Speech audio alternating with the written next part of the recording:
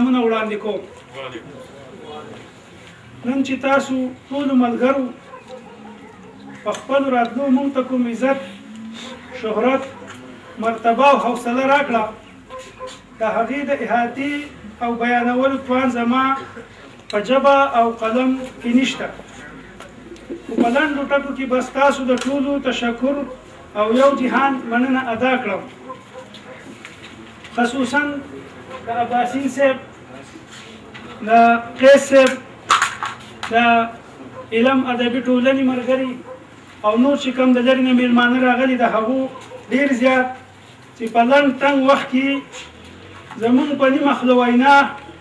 خپل ګڼ شمېر مصروفیات او هلې ځلې مخکې وروسته کړې، زموږ د مینې او خلوص او په خپله د ادب او پښتو سره د مینې احساس دلته په راتلو مجبوره کړه،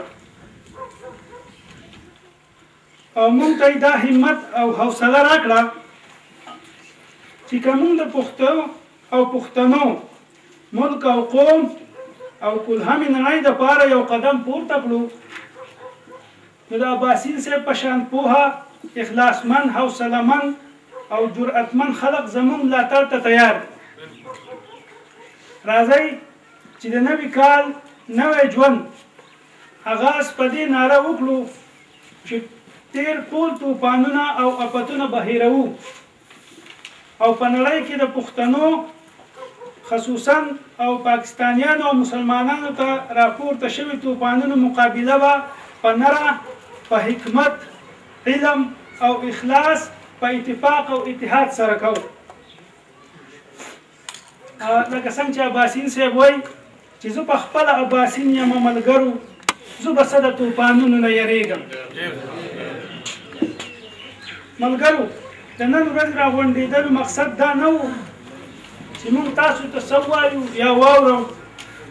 بلکې ستاسو نه به ډېر څه اورو، زده کړه به کوو او پښتون قوم رابیدارولو ته به په جمع یو احساس ورکوو. ملګرو، په لنډ تنګ وخت کې د محدود وسایلو سره دا هر څه سرته رسول اسان کار نه و، خو د سجاد خان سحر صاحب سرپرستی او د اقبال، محمد رسول خان، شاهجان، یونس باچا او د دغې ټولنې نور څومره ملګري چې دي او خورشید صاحب او داسې نور زموږ سره چې کومه منډې تړلې هلې ځلو کې کړي دي، هغو ټولو ملګرو مرسته وه چې دا مات ګډ انتظامات وشو. خاطر به نه درنوئ،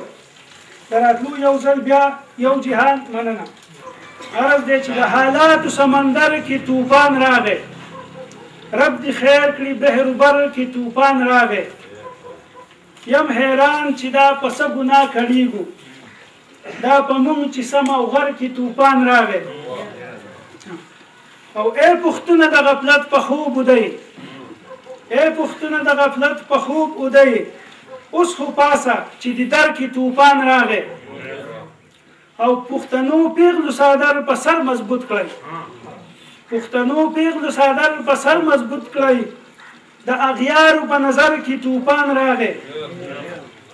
او دا هر څه به درله وس په بله واړم،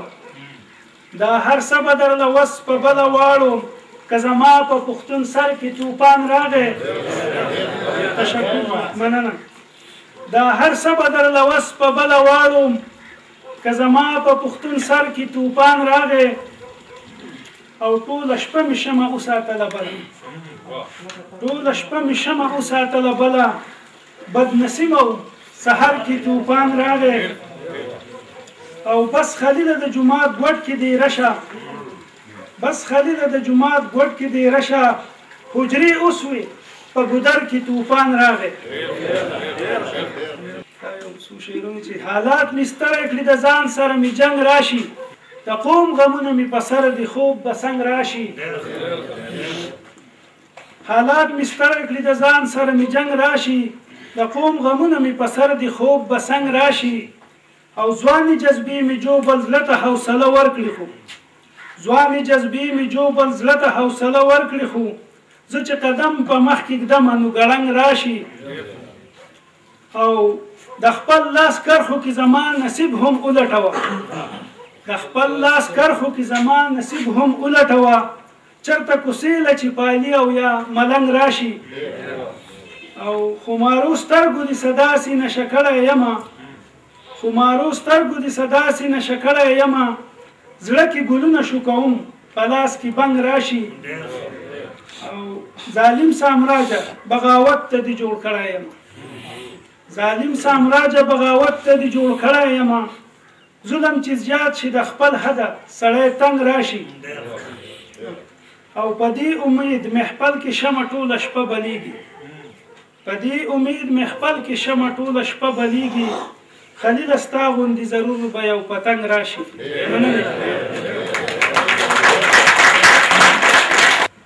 زه د غم یو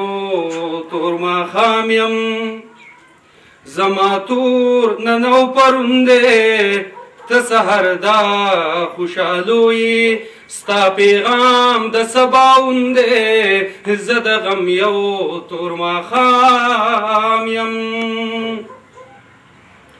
ته ګلاب د رنګینو یې د محل پاک یارو کی او زه ګل د پلواړي یما په خاورینو کټورو کی ستا ګلاب ګلان ګل کړي په خیر ازا پسرلو کی زه غوټۍ خزان وهلي جل وهلې می ژوندون دی زه غوټۍ خزان وهلي جل وهلې می ژوندون دی زه د غم یو تور ماښام یم ته تعبیر د خوبونو ته راهګیر د رنګونو او زه ستا د خوب لیدل یمه زه خالق یم د رنګونو ته د مینې ابتدای ته حاصل د امیدونو زه د مینې انتهایم لرې کړی مې بیلتون دی زه د مینې انتهایم لرې کړی مې بیلتون دی زه د غم یو تور ماښام یم ته سحر یې ته سبا یې ته د ژونده کور رڼا یې زه ماښام یم توره شپه یمه ته زما په مرګ پیدا یې د فطرت د ټول خوندونو منفرده مشغوله یې د سحر یو لوړ مقام دی خو د شپې سره یې تړون دی د سحر یو لوړ مقام دی خو د شپې سره یې تړون دی زه د ژوند یو تور ماښام یم زما تور نن او پرون دی ته سحر دا خوشحالویې د دې نه وروستو زه یو خپل کلیوال شاعر ته چې بالکل په ساده ژبه ساده شعرونه وایي خو ډېر د خوند او د رنګ نو زه غواړم چې تاسو ترې هم مزه واخلئ زه بلنه ورکوم نوید احمد نوید صاحب ته چې هغه راشي او تاسو ته د خپلو خیالاتو اظهار وکړي رقیب وی کله کله ما دلبر پکانو ولی رقیب وی کله کله ما دلبر پکانو ولی د یار د کوڅې خلک می اکثر پکانو ولی او خدای خبر چې جرم دی هیڅ پوهه په دې نه یم خدای خبر چې جرم دی هیڅ پوهه په دې نه یم د مینې لیونو له خدا سر پکانو ولی او همیشې په غېږ کې د بچي په شان لوی کړي همیشې په غېږ کې د بچي په شان لوی کړي وزدانه مکرامه پېښور پکانو ولی همیشې په غېږ کې د بچي په شان لوی کړي وزدانه مکرامه پېښور پکانو ولی که یو وي یا که دوه وي ما به هېڅ نه وویلي که یو وي یا که دوه وي ما به هېڅ نه وویلي خو دلته لوی واړه ما په اشر پکانو ولي او نن تا ولې نوې د بس که نور مه وایه حقو نن تا ولې نوې د بس که نور مه وایه حقو سبا به دې خالص ویم د کور ور پکانو ولي نوید صاحب وایي زما په مخ ورته څپېړه دومره ګرانه نه ده زما په مخ ورته څپېړه دومره ګرانه نه ده خو په مړوند ورته د خپلو بنګړو شور جوړېږي د دې نه وروستو زه غلام سرور ته خواست کوم چې هغه راشي او تاسو ته د خپلو خیالاتو اظهار وکړي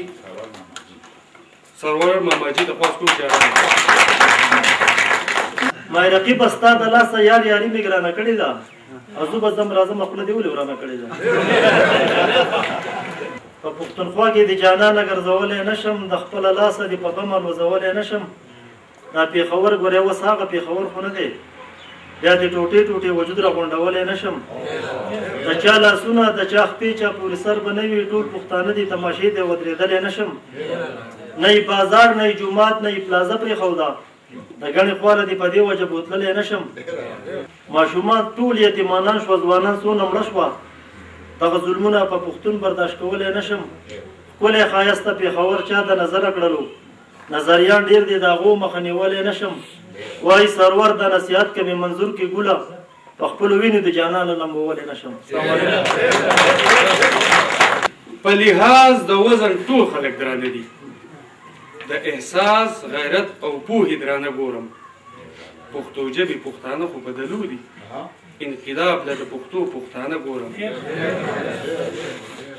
د دې نه وروستو زه اوس بلنه ورکوم شهروان صاحب ته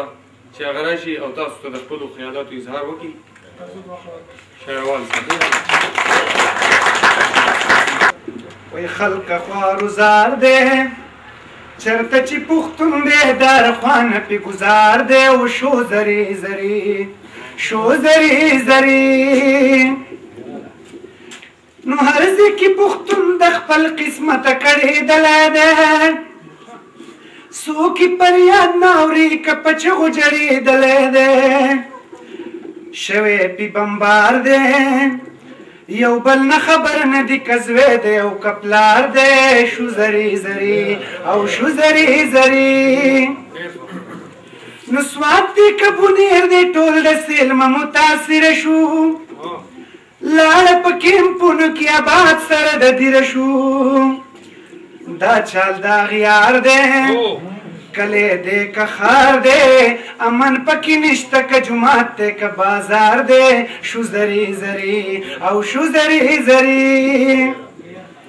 کلی دی که کور دی کلی دی که خار دی هر یو کور پکې کندر شولو لوی دی که واړه دی په وطن کې در په در شولو نو څوک یې ذمهوار دی څوک یې ذمهوار دی رابشي راشن وای دغه حکم د سرکار دی شو زری زری او شو زری زری نو دا څه ګناه نه ده شایي وایي چې پښتون یمه سر مې دې قربان دی زه د دې خاورې مجنون یمه دا څه ګناه نه ده شایي وایي چې پښتون یمه سر مې دې قربان دی زه د دې خاورې مجنون یمه نو دا زما اظهار دی چرته چې غدار دی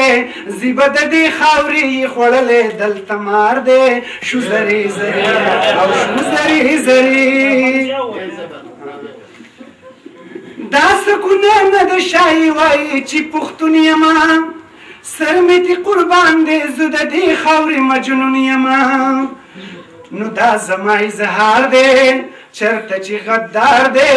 زیبه د دې خاورې یې خوړلی دلته مار دی شو زری زری او شو زری زری